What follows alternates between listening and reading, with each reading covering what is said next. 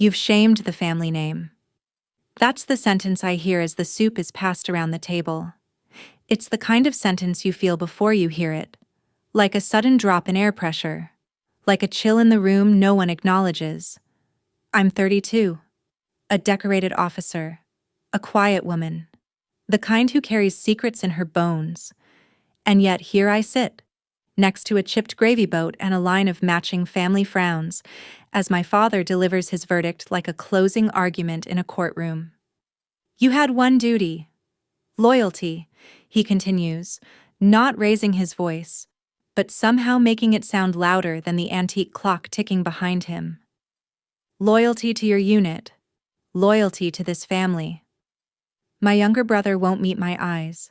My sister sips wine as if the stem of the glass is the only thing keeping her upright.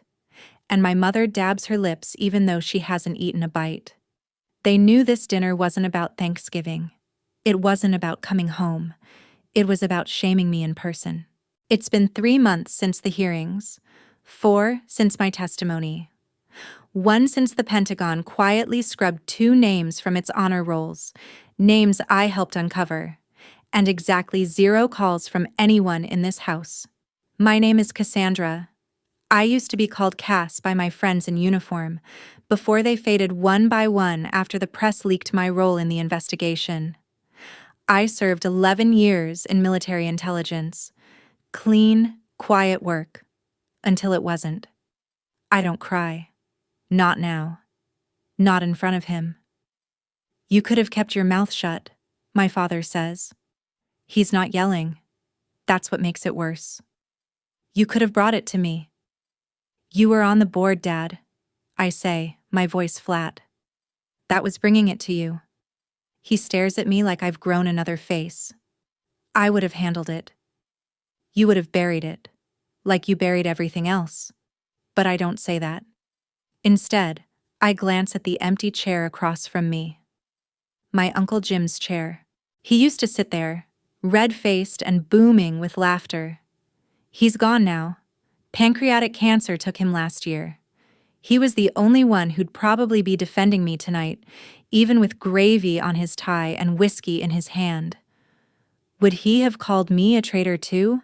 I wonder that a lot. Anyway, before I take you deeper, I want to ask something gentle, quiet, something I wish someone had asked me. Have you ever done the right thing, only to be hated for it by the people you love most? If you have, I see you. Take a moment, if you will. Subscribe to this channel. Like this story if it touches something inside you. And let me know where you're watching from, what time it is as you're hearing my voice. Maybe you're alone. Maybe you needed this today. Maybe you understand what it means to be called a traitor, just for telling the truth. Now, let's listen to my story journey. The room smells like roast chicken, rosemary, and betrayal. That night, I leave before dessert. I pretend it's because I have an early flight, but really, it's because I know if I stay, I'll say something I can't take back. Something too heavy for a table covered in matching napkins and polished silverware. I don't cry in the rental car. But I do look at myself in the mirror before I pull out of the driveway. 32. Brown eyes. A narrow scar on my temple from a training accident in Kabul. The face of someone who once believed justice was simple. That it was about good people doing the right thing. Turns out justice is quiet. Lonely. And it costs you more than you ever imagined. When I joined the army, I wasn't trying to follow in my father's footsteps. I was trying to escape them. He's a legend in his own right. Brigadier General Michael Rayner, West Point. 2 tours, and more framed photos in the hallway than there are shelves to hold them. People used to say I was his shadow, his echo, the one who kept her boots polished and her mouth shut. The good daughter. Lao? Until I wasn't. Until I found that file. But we're not there yet. First, you have to understand the tightrope I walked, not just as a soldier, but as his daughter. You see, my father taught me to never question the chain of command. Obedience is honor, he'd say. But I learned something else on my own. Silence can be a cage. And sometimes, truth is the only way out. It didn't happen all at once. There was no dramatic snapping point. It was subtle. A small comment in a debrief. A line in a mission report that didn't match up. A village that had no surviving witnesses, only rumors. And then, a locked drawer in an overseas base. A flash drive. Encrypted, marked. Op Dovetail Tier 4 clearance only. I wasn't Tier 4, but I had my ways. I broke it open on a secure line. What I found inside didn't just crack my world, it shattered it. Civilian deaths. Covered up. Not accidental. Sanctioned. And the name at the bottom of the authorization? Colonel Daniel Reeve, my father's best friend. The man who gave the toast at my West Point graduation. The man who sent me a baby blue knit blanket when my niece was born. The man whose career my father had defended more than once. And there it was. Digital proof. Time-stamped orders. Eyewitness reports suppressed. Body counts scrubbed. I sat in that chair for an hour after decrypting it. The hum of the computer fan the only sound in the room. I remember looking at the screen and whispering, "What do I do now?" I didn't want to be a hero. I just didn't want to be complicit. I made a choice, and that choice would cost me more than I knew. I make my report anonymously. I use a secure military whistleblower channel. I strip metadata, route my connection through 3 black boxes, and double-check my clearance logs. No one can trace it back to me, or so I believe. The report is concise, clinical even. I attach the decrypted files, highlight key points, and flag the false mission summary used to sanitize the operation. I don't editorialize. I don't accuse anyone by name beyond the evidence itself. I do everything by the book. For 2 weeks, nothing happens. No inquiries, no follow-ups, no press leaks. It's as if the report was swallowed whole. And then, movement. A quiet shakeup begins within the ranks. A closed-door session is called at Central Command, then another. I catch whispers in the hallway, low voices muttering things like classified reversal, Tier 4 internal breach. They're circling wagons. I keep my head down, my boots clean, my salute sharp. But then something shifts. My clearance is temporarily under review. My work laptop is swapped out for updates. My shift is moved to nights. Colleagues start looking past me, not at me. The kind of avoidance that says, "I don't want to be seen next to you when the hammer falls." I try not to panic. I go for late runs through the base perimeter track just to breathe. I rehearse lines in my head like, "You did the right thing. Hold the line. Truth is enough." But truth doesn't write back. And silence grows heavier. Until one morning, I walk into my barracks to find my father waiting for me. He's sitting on the edge of my cot like he owns the air around him. Still in uniform, cap in hand, boots spotless, not even dust on his shoulder boards. I swear the whole building holds its breath. "Close the door," he says. I do. My hands feel like ice. He stands, walks past me, and closes the blinds with a crisp motion. When he turns, he's not looking at me like a father. He's looking at me like a general sizing up a threat. "Tell me you didn't send that file," he says quietly. I pause. Maybe if I lie, maybe just this once. "I did," I say. His jaw tightens, and for a second I think he might slap me. But no, he's not that man. At least not here. "You have no idea what you've done." I know exactly what I've done. His voice breaks through clenched teeth. "You've just lit a fuse under your own career. And mine. You think there's honor in this?" I think there's shame in staying quiet. He stares at me, the air between us thick with things we've never said. His face, weathered, unreadable, all metals and expectations, shifts. Just slightly. A flash of something. Fear? Grief? And then a knock on the door. A courier. Confidential envelope. My name. My father watches me take it with a strange, almost bitter smile. "They've found you," he says, like a curse. Inside the envelope is a summons. Not an invitation, not a request. A summons to testify in a military tribunal regarding misconduct and operational misrepresentation under Title 10, Article 92. They're making it formal now. My father doesn't speak as I read. He just walks past me, opens the door, and mutters, "You've chosen your side. Don't expect this family to follow you into disgrace." And then he's gone. That night, I sit on the edge of my bed and cry into my fists. Not because I regret it, but because I didn't think the silence from my family would cut this deep. I thought maybe, just maybe, someone would say, "I don't agree, but I'm proud you had the guts." I thought wrong. A few weeks later, I'm flown back to the US to prepare for testimony. I'm given a liaison, Captain Harlow, a thin, tired woman with eyes like stone and an energy that says she's seen this happen before. She's not cold, but she doesn't sugarcoat. "They're going to tear you apart," she tells me. "Not because you're wrong, but because you made them bleed." I nod. I'm used to bleeding. My family doesn't call. My brother posts something vague on social media about loyalty and family honor that gets shared by mutual friends. My sister unfollows me on every platform. My mother? Not a word.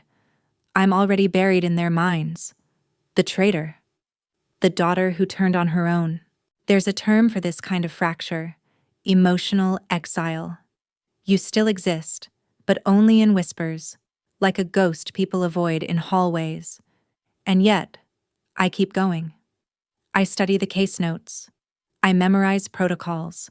I steel myself for every question they might throw. There's a video call one night, my lawyer reviewing testimony prep. I catch my reflection in the black square of my camera when it's off. I barely recognize myself. I look older, thinner, hollowed out. But my eyes? Still steady, still mine, still holding the line. I walk into the tribunal chamber in full dress uniform, every thread pressed, every metal aligned. My boots click on the marble floor like a metronome counting out judgment. I salute. I sit. And then I speak. One question at a time. Each answer cuts open a wound, but I don't flinch. I lay out what I saw, what I decrypted, what the report confirms. I name names only when the evidence demands it. I don't grandstand. I don't break down. I tell the truth. When I finish, there's no applause, just a long silence that sounds louder than any battle I've ever fought. The board recesses. My lawyer nods. No promises. The air outside the chamber tastes like metal, cold and heavy, and I realize I've made peace with the outcome. Whether I'm vindicated or punished, I stood up. For the dead, for the silenced, for the buried, for myself.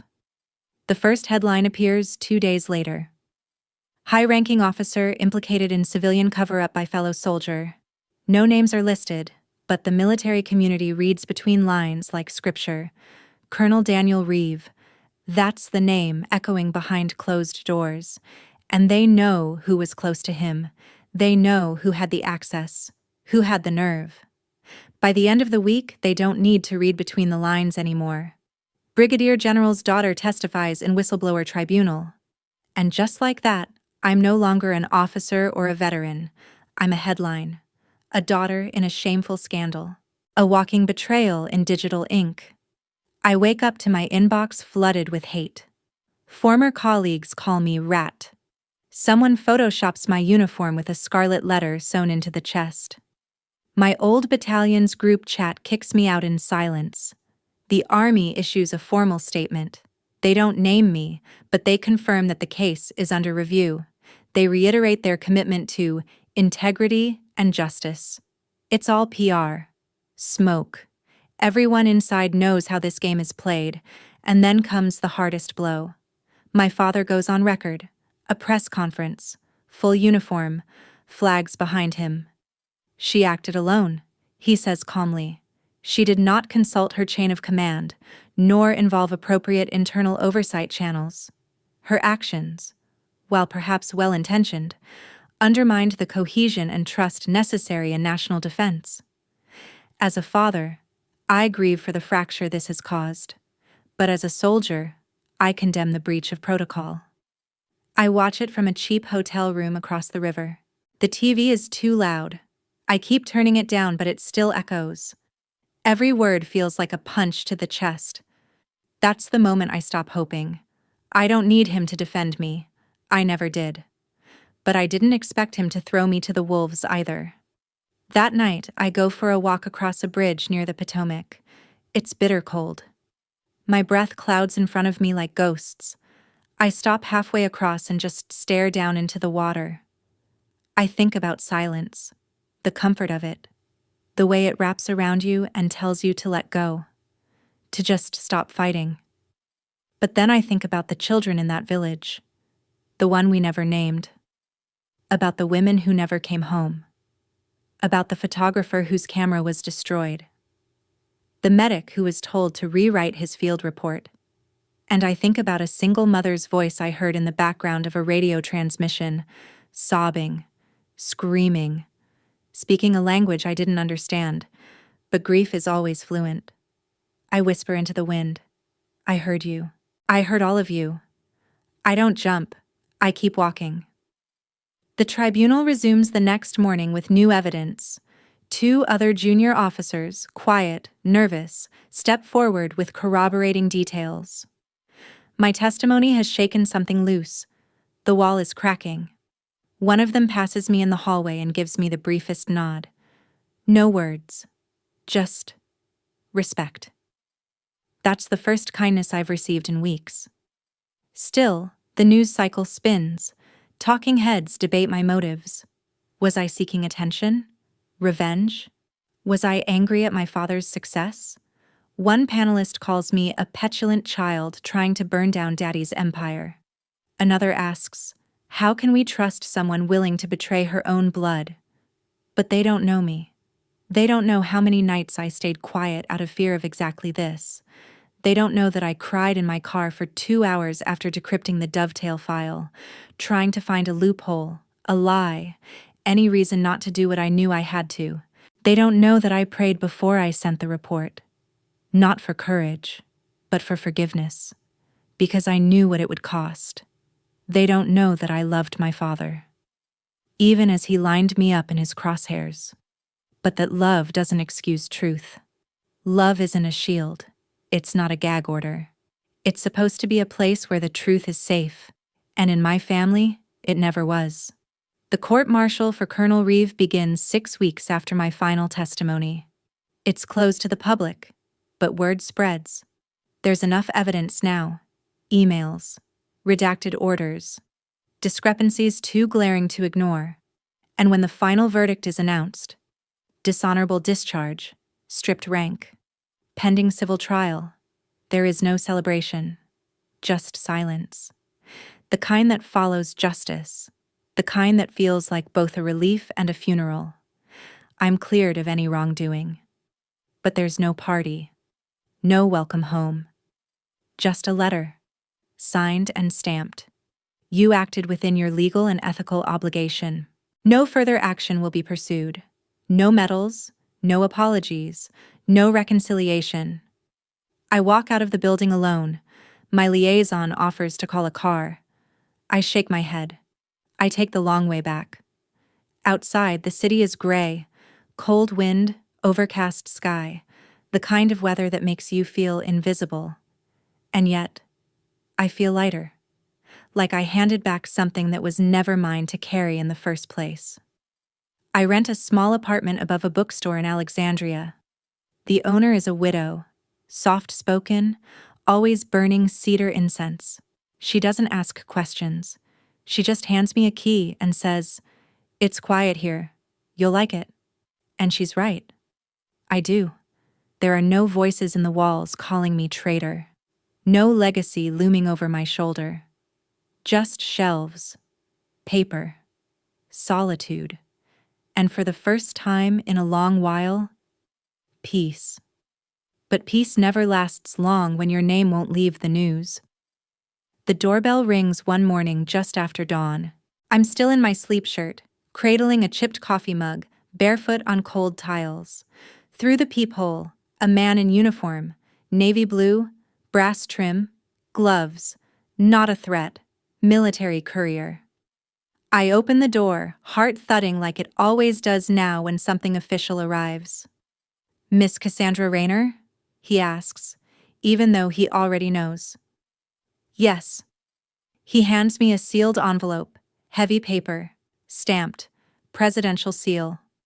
"Delivery confirmed," he says, tips his cap, and walks away. I close the door with a hand that's suddenly unsure. I haven't heard a word from the Pentagon since the clearance was finalized. No updates, no acknowledgements. I wasn't expecting anything more.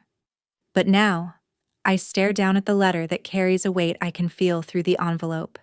Inside, a formal invitation, the White House, Presidential Medal of Bravery, ceremony in 3 weeks. I reread the letter 3 times, expecting a typo. A second page that says, "Sorry, wrong person." But it doesn't come. I sit down slowly, the silence of my apartment holding the moment like a fragile ornament. The president. The man who could have ignored all of this. Who didn't have to say a word. Who could have let the tribunal finish and quietly move on. He didn't. I call no one. Who would I tell? My mother still hasn't texted me. My brother is still pretending I don't exist. My sister only emerged to ask if I'd consider withdrawing the testimony for the sake of Dad's retirement package. I blocked her. No, this moment is mine. I buy a suit. Not a dress uniform. I've been discharged honorably, but I've chosen not to wear it again. Not after how they handled me. This isn't about the army anymore. This is about truth. About sacrifice. About survival. The day of the ceremony arrives. The White House lawn is immaculate, green like envy, clean like erasure. Reporters mill like ants. Security buzzes discreetly. And at the front, white chairs, dignitaries, flag snapping in the breeze, and one empty seat in the front row labeled Rayner Family. No one takes it. That absence feels louder than applause. I'm seated near the stage. The sunlight hits my face, but I don't squint. I want to remember every detail, every expression, every blink of history that most people only see on screens. When my name is called, the announcer's voice doesn't tremble. He speaks like someone introducing a warrior, not a scandal. Cassandra Rayner, former intelligence officer who, at great personal cost, upheld the moral fabric of our armed forces by exposing a breach in command integrity. Today, we honor her courage not just in battle, but in truth. I rise. People clap. Some stand. A few hold their applause just long enough to send a message. That's fine, because when I reach the stage, the President of the United States extends his hand. He shakes mine with both of his and says, so quietly, I almost think I imagined it. "They were wrong about you."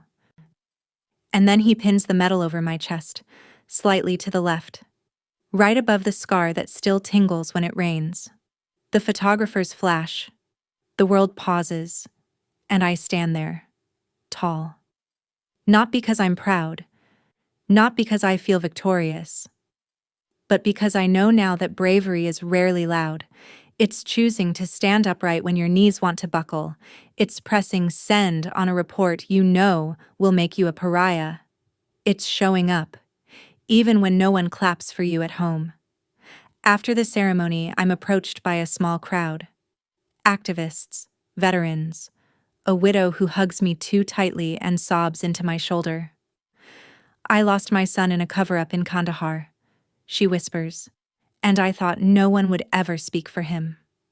Thank you." That nearly unravels me.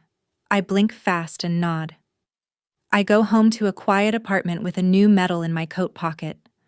No dinner invites. No congratulations from my blood. Just a voicemail from an unknown number. "Congratulations, ma'am, you made us proud." I save it. Not because I need proof, but because sometimes, in the dead of night, I like to hear someone say it out loud. Someone who means it. Someone who doesn't care that my last name is Rayner. A week after the ceremony, a letter arrives, handwritten, postmarked from Fort Bragg. It's from Colonel Reeves' daughter. I stare at it for hours before I open it. Inside, the writing is clean, sharp. "You probably don't want to hear from me. I didn't want to write this. But I've seen what's happened. And I need you to know, you did the right thing. I'm sorry for what my father did. I'm sorry you had to carry that alone. I don't know if forgiveness exists between families like ours. But if it does, this is where I start." I reread it 6 times. I don't write back. Not yet. But I fold the letter gently and place it beside the medal in the drawer by my bed. That night, I dream of the village. But for the first time, the screaming stops before I wake. The calls don't come, but the whispers do. My mother doesn't congratulate me, but I hear through a mutual friend of hers from church that she watched the ceremony online, twice. My brother never speaks to me directly, but I see a post from one of his colleagues on LinkedIn resharing the clip of the president pinning the medal on me with the caption, "Integrity, no matter the cost." My brother liked it. He didn't comment, but he liked it. And my father? Nothing. No message, no letter, no subtle sign. Until the Army hosts a closed-door farewell dinner for his retirement, an event I'm obviously not invited to. But someone leaks the seating chart. And there, at the corner of the banquet table, is my name, struck through in red ink. Not removed, not forgotten, erased. That one detail wounds more than any headline, more than any tribunal session. You can live with being unwanted, but to be intentionally edited out of your own family's history? That's a different kind of scar. And yet, I breathe through it. Every time the pain rises, I go for a walk past the war memorial by the river. There's a name there that's not mine, but one I knew. Specialist Hale. He was on the ground team. He died in the operation I exposed. They blamed enemy fire. It wasn't. He hesitated during the order. He turned his body, shielded a civilian, and was shot by one of our own. I think of him often. Of the moment I read his name in the unredacted files. Of the nausea that rolled over me when I realized the truth. They called me a traitor for telling that story. But what do you call someone who lets the truth rot in silence? That answer still hasn't changed for me. One day, about a month after the medal ceremony, I get an email from a local high school. They're holding a civic ethics week. The teacher who wrote to me saw a news clip, recognized my face, and asked if I'd speak to her students. I don't know what makes me say yes. Maybe I'm tired of silence. Maybe I need to talk to someone who hasn't already decided what box I belong in. So I show up. No fanfare.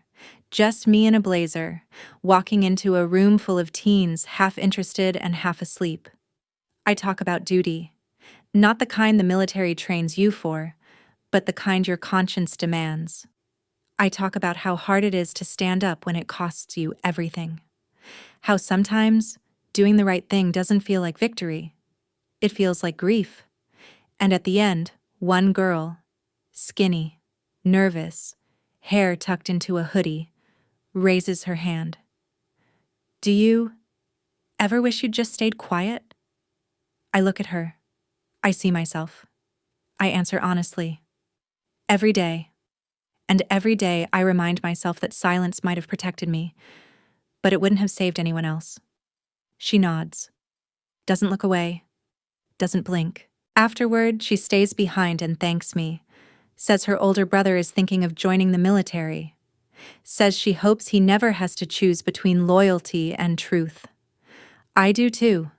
That night, I walk back home with her question ringing in my ears. Do I wish I'd stayed quiet? No. But I wish the price of truth was an exile. The next day, I receive a certified letter from the Department of the Army. I hesitate before opening it, half expecting some bureaucratic reversal, a rescindment, another review of conduct. But it's not. It's a formal commendation, quiet, internal, not public. Recognition of ethical integrity in military intelligence conduct.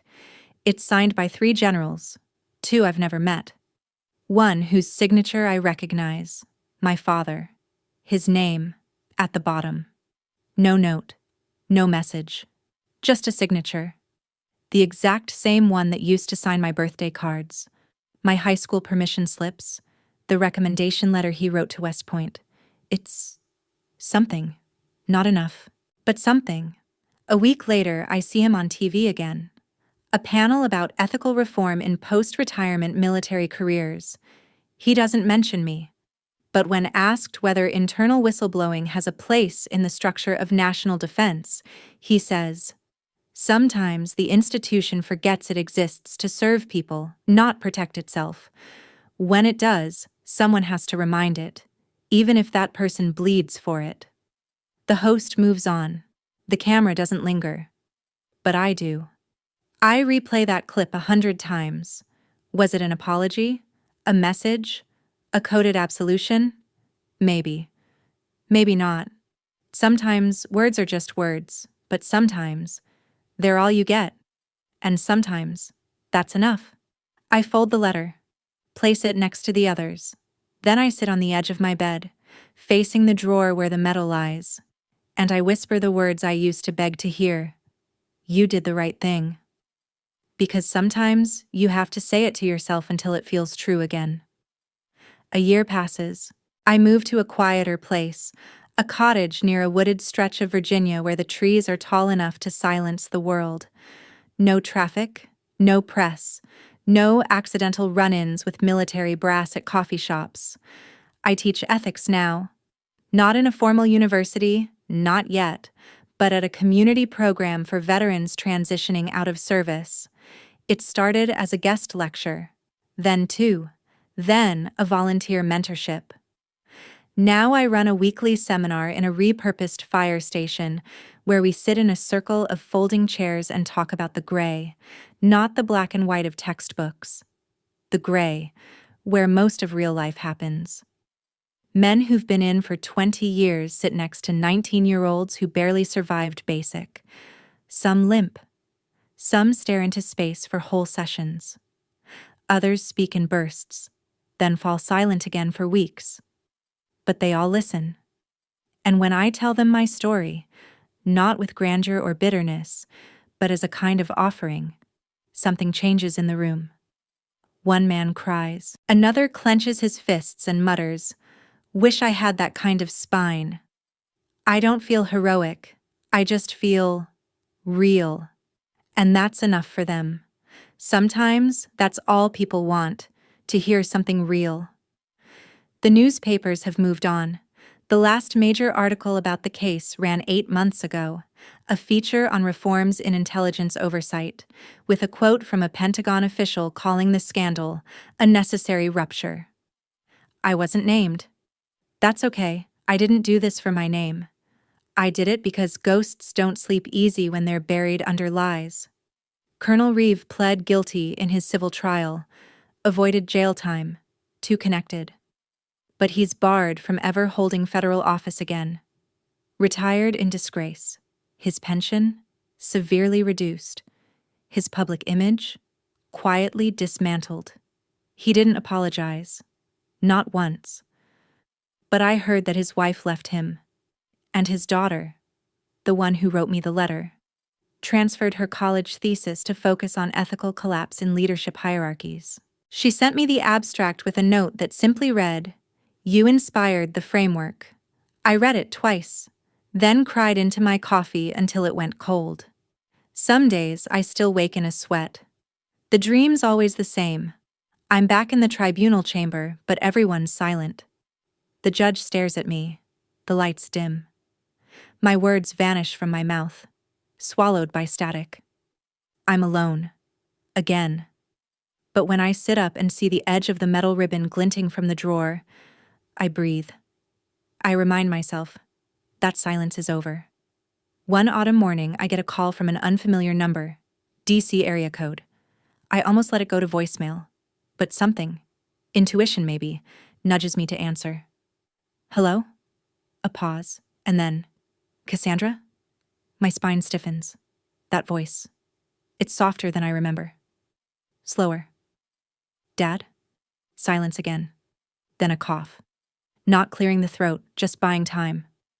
I saw the news last week about the reforms, the changes to intelligence oversight. They quoted part of your testimony. I say nothing. I wait. He continues. I thought you might want to know. They're adopting some of your recommendations. That clause about whistleblower anonymity, it passed. I close my eyes. That part, the one I fought for in the appendix of my report, it was buried under paperwork for so long I'd assumed it died. But now? Thank you for telling me, I say. Another pause. Then he exhales, heavy. I've been thinking about you a lot. Still, I wait. I've learned not to fill silences that don't belong to me. You were right, he says finally. About Reeve, about all of it, I didn't want to see it. And by the time I did, it was easier to let them burn you than admit I'd failed to protect what mattered. I don't cry. I want to. But this apology, this half-formed, jagged, painful thing, comes from a man who never once admitted he was wrong. Not even when I broke my wrist as a kid, and he told me to walk it off. This is not a father's embrace. It is not redemption. But it is a crack in the wall that has caged us both. And through it, light seeps in. I speak, calm and even. I didn't need you to protect me. I needed you to stand next to me. A long breath from the other end. I know, he says quietly. I know that now. We end the call without fanfare. No plans to visit, no sudden reconnection, but the silence that follows isn't heavy. It's clean. That night, I go out back and build a fire. The sky is clear, stars sharp as pins. I sip tea and think about the little girl I used to be, the one who believed bravery meant jumping out of planes and never blinking. Now I know better. Bravery is speaking when your voice shakes, staying when you're unwanted, telling the truth even when it cuts your last tie, and still standing. I let the heat wash over me, let it burn through everything that was taken, everything that was never given. And I whisper into the dark trees around me, you were worth the cost. Winter settles in, and with it comes a new kind of silence, not the cold one I used to dread, the silence of disconnection, of rejection, of being ghosted by your own blood. This silence is earned, chosen. I no longer feel like I'm waiting for anyone to call. I no longer refresh inboxes hoping for recognition, or scroll family updates only to feel the sting of my absence. Instead, I watch the frost form on my windows each morning. I light the stove. I journal. I write down stories. Not just mine, but the echoes of those I've taught, the whispers of those whose pain once matched my own. Then one day in January, I get a letter forwarded from my old army address. It's from a soldier I never met. He writes, I stayed in because of you. I thought about quitting after my first deployment. Saw things I couldn't unsee. I thought if I told anyone, it'd ruin me. But then I read about what you did, and something changed. I don't know if I'll ever be brave like that, but I want to try. Thank you. It's signed only with initials, TJ. I fold it slowly, with trembling hands. Then I cry. But it's a different kind of cry now. Not the grief of being cast out, or the loneliness of standing alone. It's the kind that comes when you realize the sacrifice counted, that someone out there is breathing a little easier because you paid the price. Not long after, I get another call. This one from a major network. They're doing a feature series, Unsung Voices in National Integrity. They want to interview me, record a segment. I almost say no. I've spent so long learning how to live in peace that the idea of reopening the old wounds feels like dragging skeletons back into sunlight. But then I remember that girl in the hoodie, the one who asked if I ever wished I'd stayed quiet.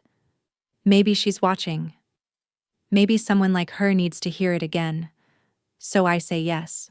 They send a small crew, just 2 people, a producer named Myra and a cameraman who hums jazz while setting up his tripod. We film in my living room. I keep the space simple.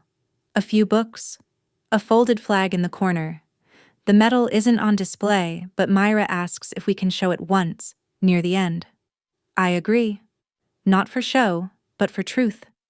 I tell the story straight.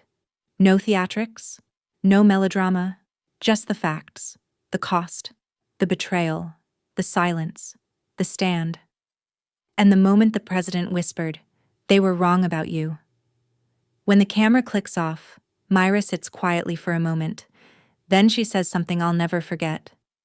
"The real medal is how steady your voice still is." The segment airs 2 weeks later. I don't promote it. I don't share it on socials. But the world has a way of finding what it needs to see.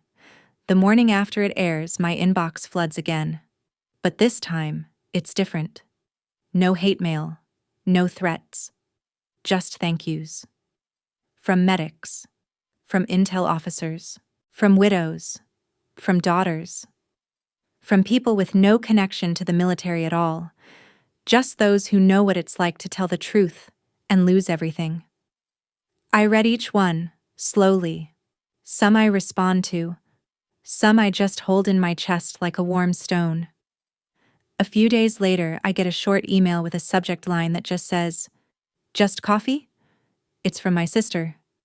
She doesn't say much, just that she saw the segment, that she didn't know, that she wants to talk, if I'll let her.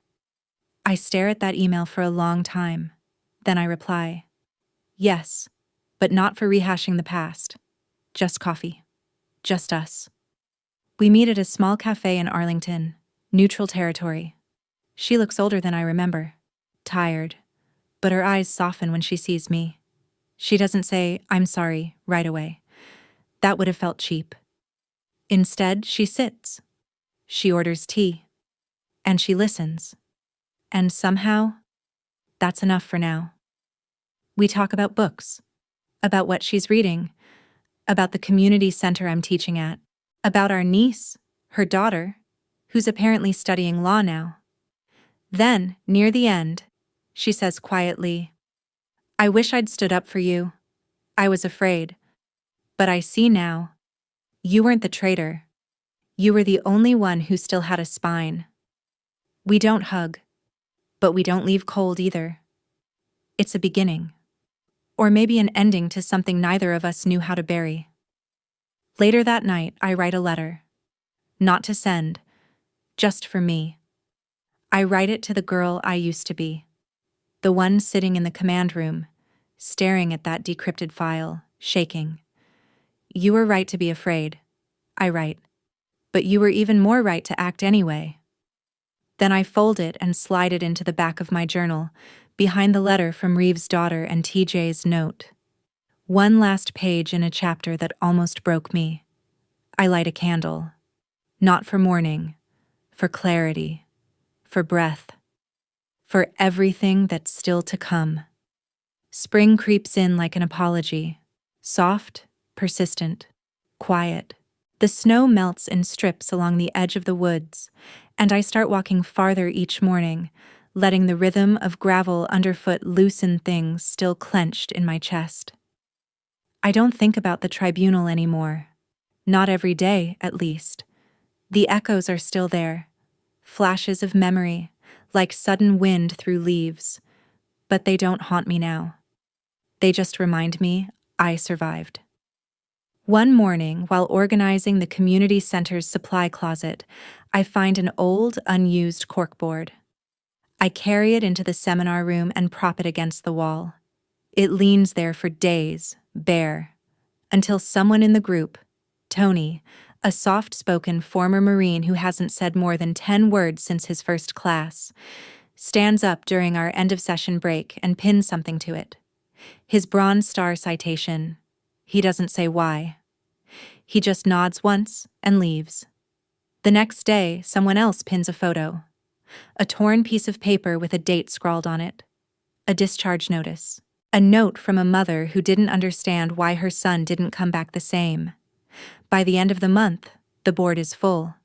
No labels, no explanations, just proof. Proof that people walked through fire, that they told the truth, that they endured. I hang my own offering quietly one afternoon when no one is looking. It's not my medal, not the commendation letter. It's the first page of my tribunal testimony. The page where I introduced myself and said, "I am not here to be believed. I'm here because silence kills." I pin it with shaking hands. And when I sit back down and see it through the window's reflection, I don't feel exposed. I feel known. That week, I'm asked to speak at a larger conference in D.C., a gathering of civil servants, lawyers, journalists, and military ethicists. The theme is Truth as Patriotism. I wear the same blazer from the news segment. No rank, no uniform, just me. The ballroom is silent as I approach the podium. I grip the edges with steady fingers and begin. I was called a traitor. Not by my enemies, but by my family. I was cast out, erased, and publicly condemned. Not because I lied, but because I refused to. I pause, let the words settle. I'm not special. I didn't want to be brave. I wanted to be safe.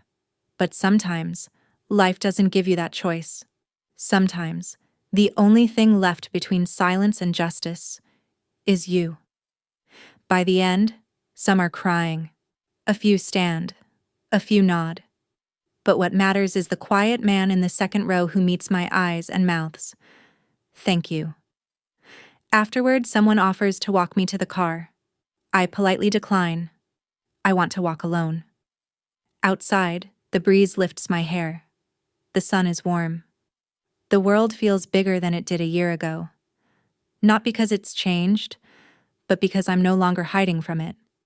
When I reach the lot, a sleek black government car is parked near the curb. The window rolls down, and there, unexpectedly, sits a man I haven't seen since the day he whispered over my shoulder at the medal ceremony. The president. He's dressed casually. No cameras, no security flanking him like statues. Just a soft smile and tired eyes. "I was nearby," he says. "Heard you were speaking. Thought I'd stop by and thank you again. In person this time." I nod, unsure what to say. Somehow, even now, his presence knots something in my chest. Not out of awe, but because he represents a nation that both broke and rebuilt me. He looks at me for a long moment. "You know," he says, "I've seen hundreds of medals pinned, hundreds of hands shaken, but only a few I remember like yours." I swallow, unsure what that means. He continues, "There's something rare about quiet courage, the kind that doesn't perform, the kind that costs you everything and asks for nothing in return. That kind stays with people." I finally find my voice. "I never wanted recognition," I say. "I just didn't want to drown in silence." He nods. "I know. That's why it mattered." He doesn't stay long, just enough to leave something in my hand before he pulls away. A simple business card. On the back, a handwritten note. "If you ever want to help write the next chapter, call me." I don't know if I will, but I tuck it into my coat pocket. Because maybe one day I won't just teach others how to stand up. Maybe I'll help shape the ground they stand on. That night, I return home and light a candle in the same way I always do. Slow, deliberate, sacred. I take the medal from the drawer, place it on the table, and sit across from it like it's an old friend. But this time, I don't just see the moment it was pinned, I see every moment that led to it. The tribunal, the email from my sister, the letter from Reeves' daughter, the fire in the woods, the student with shaking hands, the applause that came years too late, the silence that turned into music, and finally, peace. No longer as a stranger, but as a companion. In the end, I was called a traitor. But that word doesn't belong to me anymore. Now I wear a different title: truth teller, witness, warrior of the quiet kind. And that is more than enough.